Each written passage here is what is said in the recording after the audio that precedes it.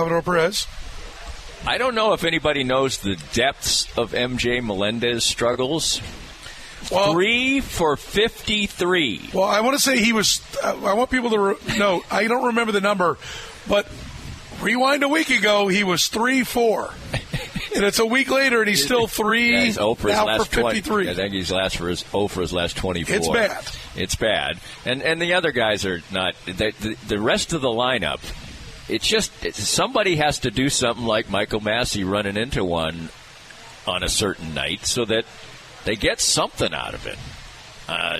Because it's, sooner or later, however you want to phrase it, Sal's going to cool off. Okay, he's going to cool off. No. Now that may not. I object. He's going to win the batting title at 353. 355 and 420 and OBP. Strike out, only 60 times on the whole season. 35 homers. Yeah. Ted Williams. Thank you, my friend. Now behind the dish. Yes. Right. So he's going to cool off. I think Sal's going to have a good year. I think he gets enough rest now, plays first enough. Generally he used to wear down a lot. And also he gets hurt enough, even though he bounces back quickly, that turns into forced rest for a couple days even. Oh, no, he's going to be out for 3 weeks. Well, he's only out 2 days, but at least he gets a rest. So I think that was part of his problem. His bat would get a little slower. He still swings at a lot of pitches outside the strike zone. He just hits more of them. Right. So is that a fluke? I think there's a little bit of fluke in it. But I think if you were honest. But listen, if his name wasn't Sal Perez and we were analyzing a guy for another team, we'd be like, there's a fluke. Yeah, right. The market correction's coming. The guy's going to have a 292 on-base percentage because he has each of the last 2 years. Right. But we want it to be true. Right. And there's two aspects, 2 reasons to believe it's not going to be this good. Right. We all know he's not going to finish 353. Which we think about any hitter, really. Yes. Think about it. Right. Tony Gwynn's let not me going to ask say you this. 353. Would you swim to Venezuela if he hits 353? Yeah. Absolutely. Okay. I'll swim to the Philippines. I'll swim to wherever Bob Feller wants me to swim if he hits 353. Well, no. Now, I will give this caveat. Unless this evening something horrific happens and he's out for the rest of the season. For the batting qualifying for the batting. There we go. Okay. Right? Qualifying for the batting. Yeah. We don't want to. I'll swim anywhere. And I'm a lot older than I was when I said I would swim to the Caribbean. But you'd swim. You said you'd swim to the Dominican. Oh, yeah. If Tony Pena Jr. hit 300. Hit 300. Yes. And I was like, I totally think he's safe on that, but man, I just wouldn't say that. Who was the announcer that said that they'd walk back to Pittsburgh or Philadelphia if they blew a 10-run lead in the 8th inning, and they did, and he actually had to walk. He had to walk. Yeah. Not quite that bad. So I think there is a correction there. The other part of it is that they're going to look at the lineup and say, I'm throwing it even further outside to him. I don't care if I walk him. That's part of the reason I think he's walking a little bit more, too. They're like saying, hey, none of these other chumps can hit. He's the last in the line. He's the last in line here. So they were batting well 1 through 6. Right, they were first, and then Garcia went cold, but then he heated back up a little bit. Yeah, but Melendez is gone. Tank, and Vinny's gotten cold again. Yep. And I'm with you. 2 and 4 might be the a good bet. But do you buy that a manager, like when I see all the numbers, like Curtis had the numbers yesterday. Listen, their run differential says their record should be even better. 22-10. Yeah, that's what their run differential says. All right, so there's a reason to believe that, like, this isn't a fluke. They're even better than what it is. But then you go to their slash line. Right. And it says that they ought to be like sub 500. Well, they scored. They've scored. Everything else. They've had more big run games. Right. For how many games they've played than you usually would. And that has padded that a little bit. I did point out they are also 12th in homers. Yeah. Which is completely abnormal for this team. Right. In fact, I think the year they won the World Series, I know they were like 5th in runs, but where were they in homers? Look up 15. First of all, one other stat, because I don't want to lose this page.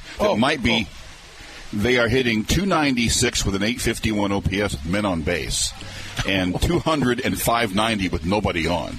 That's weird. Yeah. Well, I think part of it's because the only time anybody's on is when it's that group of guys that are hitting. I think that is it. So you're getting just their good hitters because nobody else gets a hit ever. One guy gets on, next guy gets on, this guy drives him in. You get to the bottom line, it's nothing. And there are a lot of baseball statistical people who feel like hitting with runners in scoring position is just a random occurrence. Yes. That They definitely believe clutch. There's no real science to clutch hitting.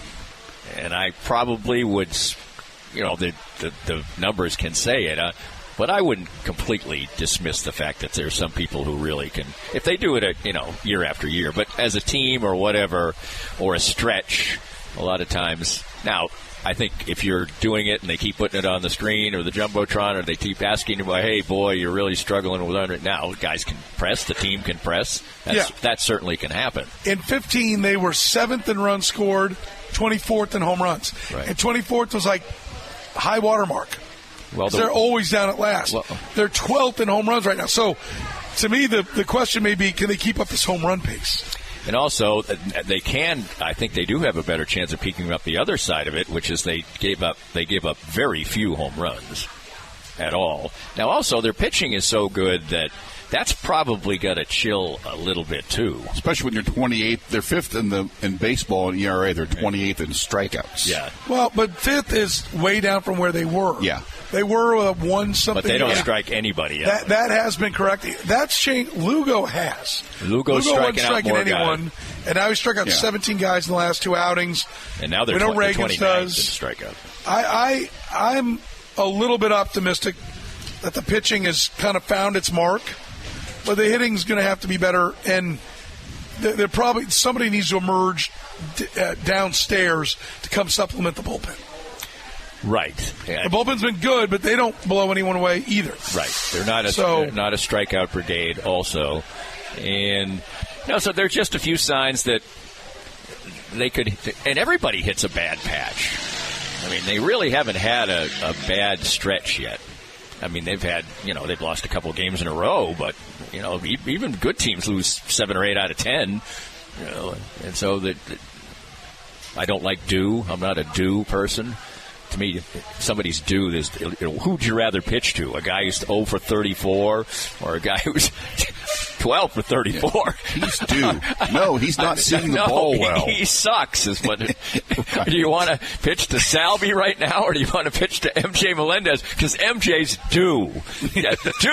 Due to be sitting on the bench for a while is what he's due. Easton Roofing is proud to bring you Danny Unleashed. Danny Klinkskill is with us. Easton offers thermal inspections. They can tell you on the spot whether there's water under your roof. That's right. You don't have to wait weeks to get the answers your business needs right now. Plus, they'll put together a plan that is perfect for you. Listen, if you are a property manager or a property owner, Easton Roofing offers turnkey solutions for everyone involved in the business. Parking plan, schedule, safety plan, warranty expectations, all given to you up front. No guessing with Easton Roofing. Find them online at eastonroofing.com. Hey Kansas City, Joe Spiker, Easton Roofing here. Well, it hailed like crazy, and the last thing you want to do is deal with another roofer. So don't. When they show up, tell them you know a guy. An Easton Roofing sign in your yard lets everybody know you want it done right, and it's the best storm chaser repellent you can get. Call us today for a free no-obligation inspection, 913-257-5426 or eastonroofing.com. Easton Roofing. Integrity matters. More of Danny's Reasonably Irreverent podcast after this. Wow, that was quick. Thank you, sir. Strong. Oh, yeah. Look at that. Looky there.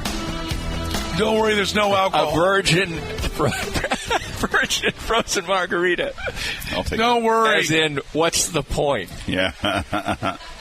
No one's ever. Heineken Silver. Kiss my ass. Let me there's a point. I can confirm there's a point. That is tasty. Right. That is tasty. We're at the Salty Iguana out here on a beautiful patio. Come on by and say hello.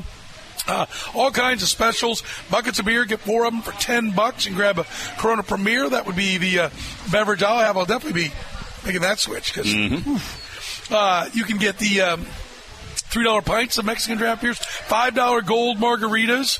I have the house margarita is what I have. and it's awesome. Well, Frozen with salt. It looks nice. Dude, I'm the contrarian on that. I like margaritas, but I don't like salt. Do you like them frozen? Yeah, they're great. I go frozen. It's not my drink of choice, but if somebody says, hey, we're going to have a frozen margarita, I'm like, woo, that's tasty. I don't really care how other people have their beverages. Just don't waste your time telling me I got it wrong. Right. Exactly. There's no wrong answer to that. No. If you want salt under your rim, does it taste good? Go for it. Drink it. I don't know how you can drink that without salt. That's what I say to people. No. Can't believe that I don't eat steaks medium rare. How can you just ruin that steak? Not really. Tastes pretty good. Well, that one's borderline. No, it's borderline argument there. It's not. How do you like it? I like it well done. Me too. We'll eat it. I like you to take this fine cut of meat and ruin it. It's not ruined. I know. It's not ruined. I know. I like it. That's what a chef would say. That is. Oh, I know. And that's why I usually, when I go to a really fancy restaurant, I'm like, the pork chop. Because I don't want to deal with everybody's BS. Yes. If I order what I actually want when it comes to a steak.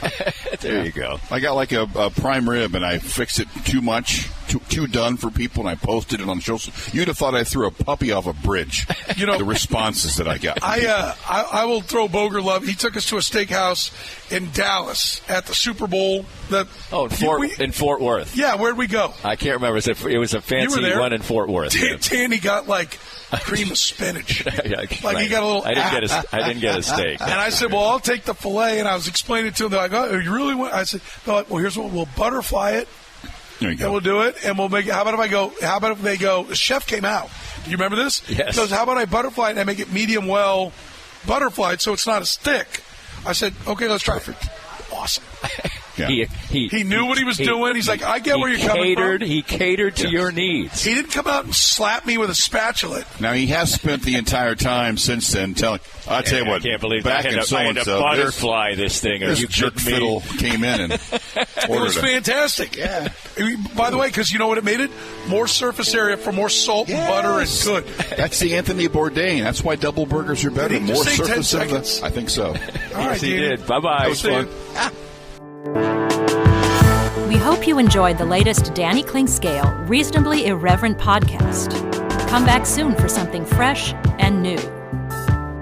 This podcast was made possible by our great sponsors like Easton Roofing, where integrity matters.